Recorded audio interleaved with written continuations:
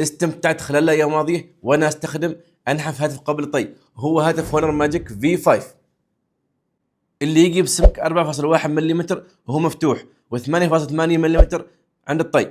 الجهاز بيجي بشاشه داخليه بحجم 7.96 انش من نوع اموليد ومحمي بتقنيه خاصه من هونر، وشاشه خارجيه بحجم 6.43 انش من نوع اليد مع سطوع يوصل 5000 نت ومعدل تحديث 120 هرتز.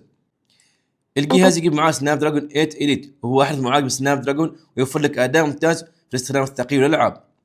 وبطارية هاتف هونر ماجيك في 5 ابهرتني كثير، وهي تجي بسعة 5820 ملي امبير وتكفيك اليوم كامل بالراحة.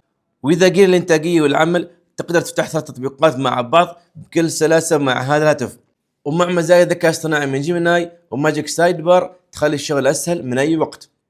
وبالنسبة للكاميرات فالكاميرا الأساسية تجي بدقة 50 ميجا بكسل، وعدسة التقريب تجي بدقة 64 ميجا بكسل وزاوية واسعة 50 ميجا بكسل، وكاميرتين أماميتين بدقة 20 ميجا بكسل. ولكن المميز انك ممكن تصور سيلفي من خلال الكاميرا الخلفية. وبالنسبة للسعر الهاتف يتوفر بسعر 699 ريال و900 بيسة في السوق العماني. الصراحة هاتف هونر ماجيك في 5 فاجاني، متانة، تصميم، بطارية، ذكاء اصطناعي ومن كل جوانب. واذا تفكر في هاتف قابل للطي جرب هاتف ماجيك في 5.